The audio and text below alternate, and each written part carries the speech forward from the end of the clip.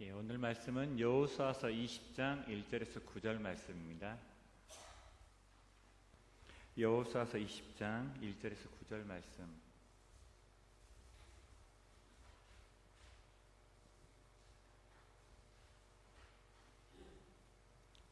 한 절씩 저하고 교독하겠습니다.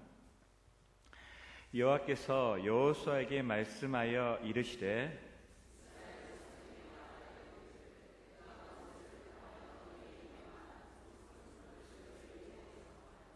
부지 중에 실수로 사람을 죽인 자를 그리로 도망하게 하라. 이는 너희를 위해 피의 보복자를 피할 곳이니라.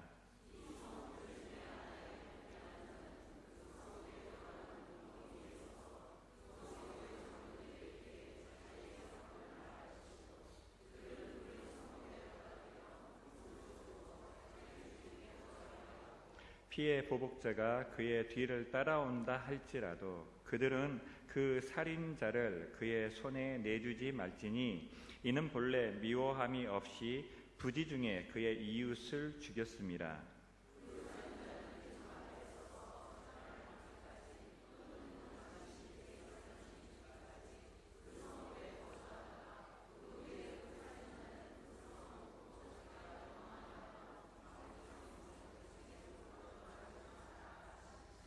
이에 그들이 납달리의 산지 갈릴리 게데스와 에브라임 산지의 세겜과 유다 산지의 기랏 아르바 곧 헤브론과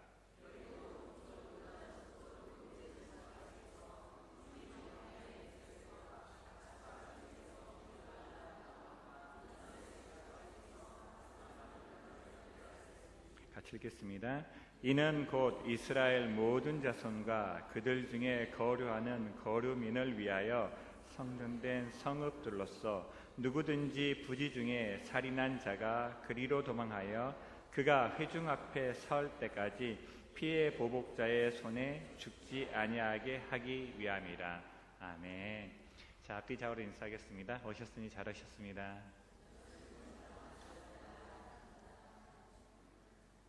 예. 저희가 구역 예배 또 오후 예배 때 계속 여호수아서를 같이 묵상하고 있는데요. 여호수아서는 하나님의 백성인 이스라엘이 어떻게 가나안 땅을 정복했고 또 그 땅을 어떻게 분할했는지를 보여줍니다. 그래서 여호수아서는 크게 두 부분으로 나눌 수 있는데요. 1장부터 12장까지는 이스라엘 백성이 가나안 땅을 정복하는 이야기입니다. 그리고 뒷부분은 13장부터 24장까지는 그 땅을 11지파에게 분배하는, 누가 어디를 차지했는지에 대한 이야기입니다. 그런데 12지파 중에서 유일하게 땅을 배분받지 못한 지파가 하나 있었어요. 누구죠? 레위지파였어요. 성막을 섬기고 제사를 섬기는 레위지파는 땅을 분배받지 못했습니다. 왜냐하면 하나님이 그들의 기업이 되었기 때문이죠. 대신에 레위인들이 살 수 있는 성을 배정을 받았는데요. 48개의 성들을 배정받았고, 그런데 그 중에 6개를 특별히 도피성이라고 지정하였습니다. 그래서 오늘 말씀이 그 6개의 도피성에 대한 이야기입니다. 이 도피성은 구원을 기다리는 자의 피난처였어요. 그래서 이 도피성의 이야기를 보면 약속의 땅에서 하나님께서 어떻게 하나님의 백성을 보호하시는가를 살펴볼 수 있어요. 첫 번째인데요. 2절 말씀 같이 한번 읽어보겠습니다. 2절 같이 읽겠습니다. 시작.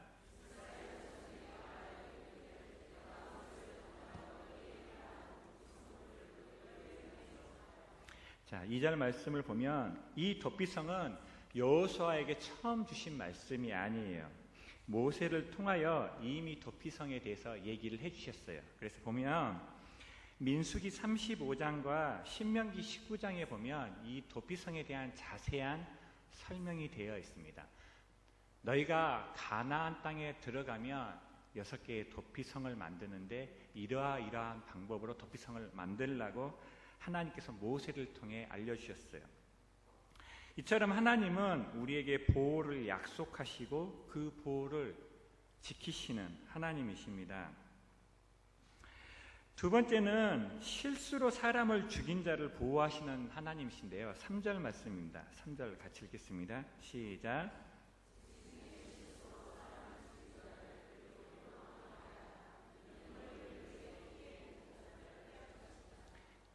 이 도피성은 말 그대로 피해 보복자로부터 살인자를 보호하기 위해 사람을 죽인, 특별히 실수로 사람을 죽인 자를 보호하기 위한 장소였어요. 이스라엘 백성이 약속의 땅에 들어갈 때 좋은 일만 일어난다고 기대했었는데 그것이 착각이었음을 알려주는 것입니다. 약속의 땅에 들어갔음에도 불구하고 그들이 원하지 않는 일들이 일어날 수 있음을 도피성을 통해서 보여주고 있는 거죠. 실수로 사람을 죽이기도 하고 그것 때문에 목숨을 위협받는 힘든 일들을 경험할 수도 있다. 그것이 너희가 하나님의 백성이고 너희가 약속의 땅에 살고 있고 심지어 너희가 하나님의 말씀에 순종한다 하더라도 그런 너희들이 원치 않는 일들이 일어날 수 있다라는 것을 알려주고 계세요. 우리는 신앙생활을 하면서 왜 이런 일들이 나에게 일어나는 것일까? 라는 질문을 할 때가 있어요. 그런데 이 질문을 자세히 좀 살펴보면 내게 일어나지 말아야 할 일들이 있다고 생각하는데 그러한 일들이 일어나니까 억울해하는 마음을 엿볼 수가 있어요. 잘못해서 문제가 일어나면 이해하겠는데 잘못한 일도 없는데 힘든 일을 당하면 억울한 것이죠.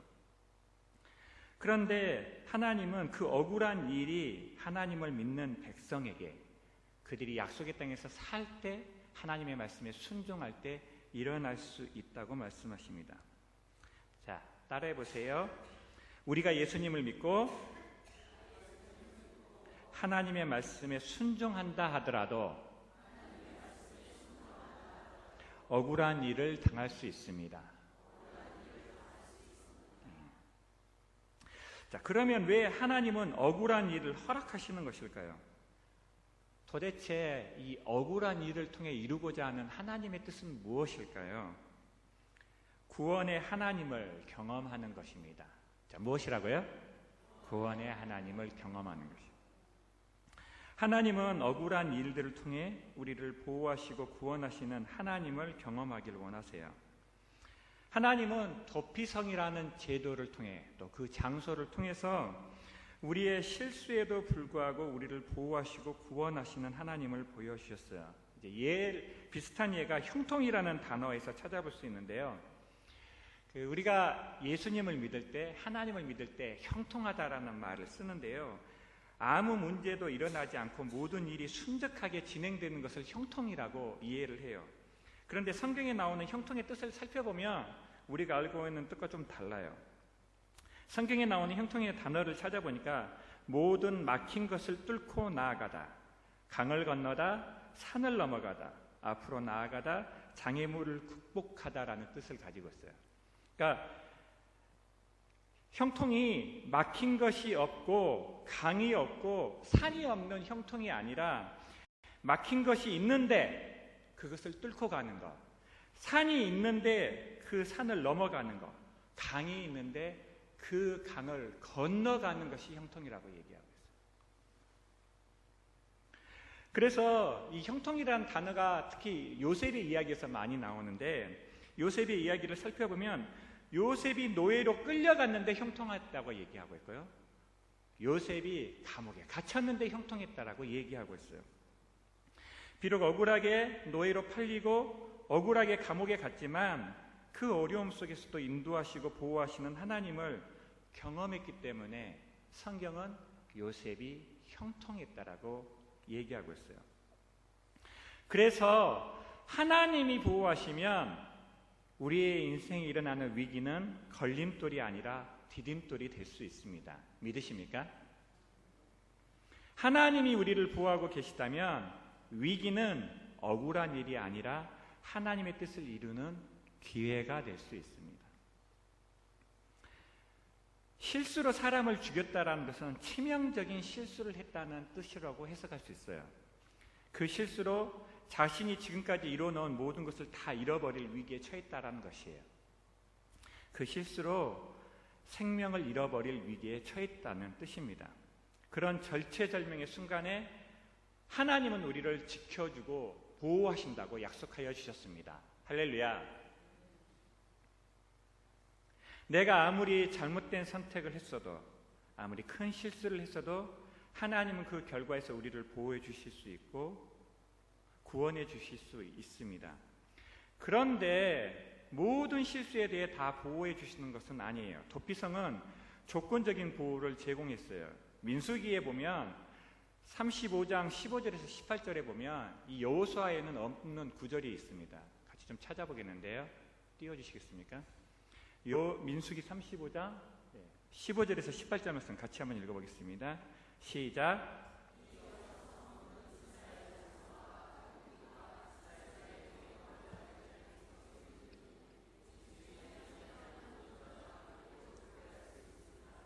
만일 철 연장으로 사람을 쳐 죽이면 그른 살인자니 그 살인자를 반드시 죽일 것이요. 만일 사람을 죽일 만한 돌을 손에 들고 사람을 쳐 죽이면 이는 살인한 자니 그 살인자는 반드시 죽일 것이요. 만일 사람을 죽일 만한 나무 연장을 손에 들고 사람을 쳐 죽이면 그는 살인한 자니 그 살인자는 반드시 죽일 것이니라. 사람을 죽였는데 도피성에 피한다고 해서 다 살 수 있는 것은 아니었습니다. 성문 앞에서 장로들이 그 사람을 면담을 해요. 어떻게 해서 사람을 죽였냐? 정말로 실수로 사람을 죽였다면 그건 네가 의도한 게 아니기 때문에 우리가 보호해 주겠다 하고 쉴 곳을 제공해 줬지만, 그러지 않고 사람을 죽일 만한 도구로 사람을 때려서 죽게 만들었다면 그것은 네가 의도적으로 사람을 죽인 것이고 그 피는 네가 갚아야 된다라고 판결을 내렸어요. 실수로 죄를 지은 것에 대해서 하나님이 보호해 주시지만 의도적으로 악의적으로 짓는 죄는 보호해 주시지 않고 대가를 지불하게 하셨어요. 실은 이것이 창세기부터 여호수아서에 이르는 일관된 메시지였어요. 하나님의 말씀에 순종하는 자는 축복을 받고 하나님의 말씀에 불순종하는 자는 저주를 받습니다.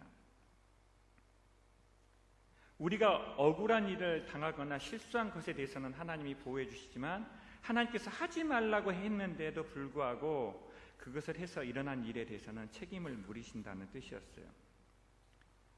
하나님은 하나님의 백성이 하나님의 뜻에 순종하며 하나님의 뜻을 이루는 삶을 살기를 원했습니다. 그래서 하나님의 뜻에 순종할 때는 그들이 부자이든 그들이 가난하든 그들이 어떠함에 상관없이 보호를 약속해 주셨지만, 반대로 하나님의 백성임에도 불구하고 하나님의 말씀에 순종하지 않으면 그들이 부자든 가난한 사람이든 어떠하든지 간에 그 어떠함에 상관없이 벌을 내리셨어요.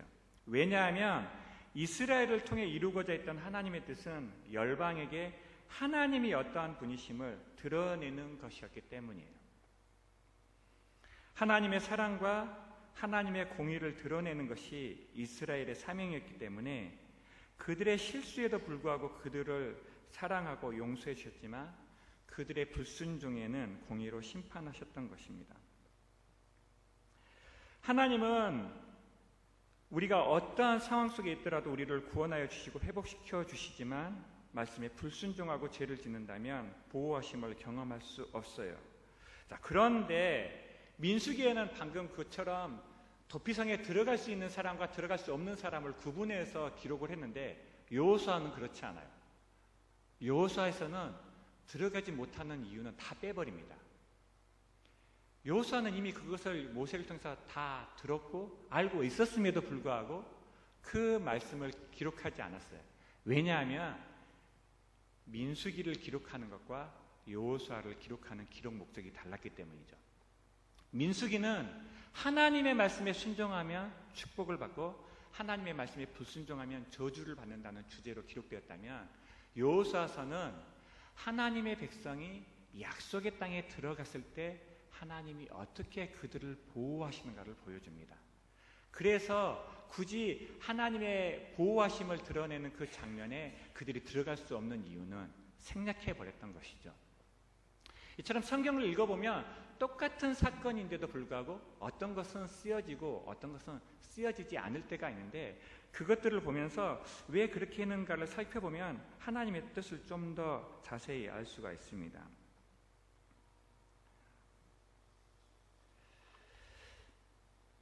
세 번째 보면 예수님은 우리의 도피성이 되신다라는 것을 알 수가 있어요. 6절 말씀인데요. 오늘 6절 말씀 같이 읽겠습니다.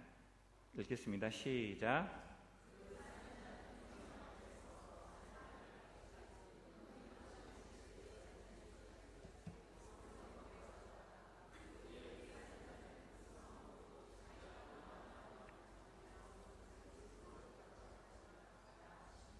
예, 도피성으로 피신한 사람이 대제사장이 죽을 때까지 도피성에 살아야 했고, 대제사장이 죽으면 사면이 되었어요. 그런데 이 대제사장의 죽음으로 사면을 받는다라는 것은 이 도피성이 장차 오실 예수님을 상징한다라고도 볼 수 있어요. 누구든지 예수 그리스도의 십자가 아래 있으면 우리의 모든 죄는 사함을 받습니다. 예수님은 우리의 대제사장이 되어주시고 십자가에서 피를 흘림으로 우리의 모든 죄를 다 용서하여 주셨기 때문입니다. 그래서 도피성은 예수님의 예고편이라고 이해할 수 있어요. 이 도피성의 위치를 보면, 지도를 한번 보시면요, 이스라엘 지역의 갈릴리 지역의 6개의 도성인데, 요단강을 기준으로 해서 동편에 3개, 서편에 3개가 있어요. 그리고 위에 하나, 가운데 하나, 밑에 하나, 이렇게 총 6개를 배치해서 이스라엘 백성이 어느 곳에 살든지 하루 안에 그 도피성으로 이동할 수가 있었습니다. 이것은 모든 사람이 구원에 이르기를 원하시는 그 하나님의 사랑을 우리에게 보여줄 수 있어요. 하나님의 구원은 너무 멀어서 갈 수 없는 것도 아니고 너무 높아 이룰 수 없는 것도 아닙니다. 우리가 하나님의 구원을 원하기만 한다면 얼마든지 받을 수 있는 구원입니다. 그것이 하나님이 예수님을 통해 우리에게 보여주셨던 구원이죠. 이 6개의 도피성의 이름을 보면 예수님이 우리를 위해 하신 일들을 살펴볼 수가 있는데요. 7절부터 9절까지 보니까 6개의 도피성의 이름이 나오는데, 첫 번째가 뭡니까? 7절에 게데스가 나와요. 갈릴리 지방에 있는 게데스. 두 번째는 세겜, 세 번째는 헤브론, 네 번째는 벳셀, 다섯 번째 라못, 여섯 번째 골란이 나와요. 이 도시들의 이름을 좀 살펴보면요, 첫 번째 게데스는요, 구별되다, 거룩하다라는 뜻을 가지고 있어요. 우리를 위해 구별되고 거룩한 성전 대신 예수님을 상징하고 있습니다. 두 번째 세겜은 어깨를 뜻하는데, 우리의 모든 무거운 짐을 어깨에 메신 예수님을 보여주고 있습니다. 세 번째 헤브론은 연합이나 교제를 뜻하는데요, 하나님과 우리를 연합시키시는, 하나님과 우리를 교제케 하시는 예수님의 사역을 상징하고 있습니다. 네 번째 벳셀은 요새인데, 이것은 피할 요새가 되어주시는 예수님을 상징하고 있고요. 다섯 번째 라못은 높은 곳인데, 높은 하늘에 앉아 계시는 예수님을 상징하고 있습니다. 그리고 마지막 골란은 기쁨을 뜻하는데, 성도들에게 기쁨을 주시는 그리스도를 상징하고 있어요. 이 도피성의 특징 중에 하나는 도피성 안에 있으면 구원을 받지만 도피성 밖에서는 구원을 받지 못한다는 거예요. 죄를 지은 사람이 도피성 안에 있으면 자기의 목숨을 헤아려는 사람으로부터 피할 수 있고 안전을 보장받지만, 그가 무슨 일 때문에 도피성 바깥으로 나간다면 그는 더 이상 그 안전을 보장받을 수 없었던 거죠. 그런 것처럼 우리가 예수 안에 있으면 구원을 받지만 예수 밖에서는 구원을 받을 수가 없습니다. 성경은 이 도피성이라는 장소를 통해서, 그리고 구약의 이스라엘의 이야기를 통해서 장차 우리를 죄에서 구원하실 예수님을 상징적으로 보여주셔요. 그리고 이 도피성을 통해서 하나님이 우리에게 주시는 메시지가 있습니다. 그러므로 너희가 감당할 수 없다라고 느껴지는 시험이나 위험을 당할 때 도피성 대신 예수님께 피하라라는 메시지를 우리에게 주고 계십니다. 어제 연합성가대 때 저희 교회가 불렀던 찬양이 너는 내 것이다라는 찬양인데요. 오늘 일부 예배 때도 글로리아 찬양대가 불러주셨는데 가사가 이래요. 두려워 말라 두려워 말라. 왜냐하면 내가 너를 구속하였고 너를 지명하여 불렀기 때문이다.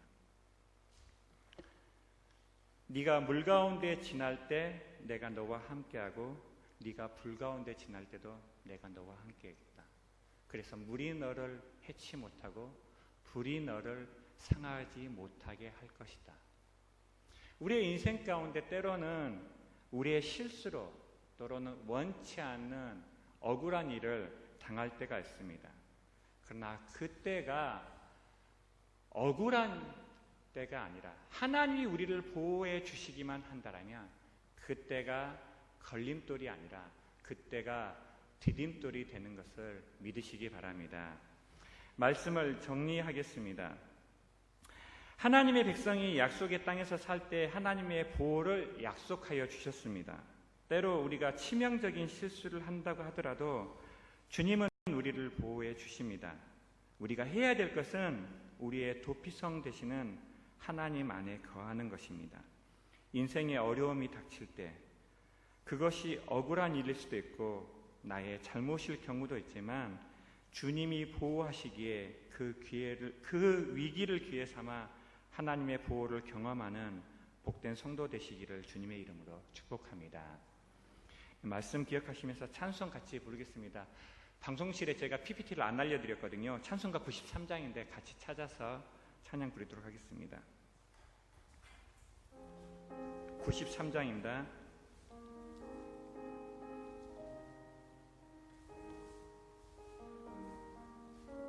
예수는 나의 힘이요 예수는 나의 힘이 내 생명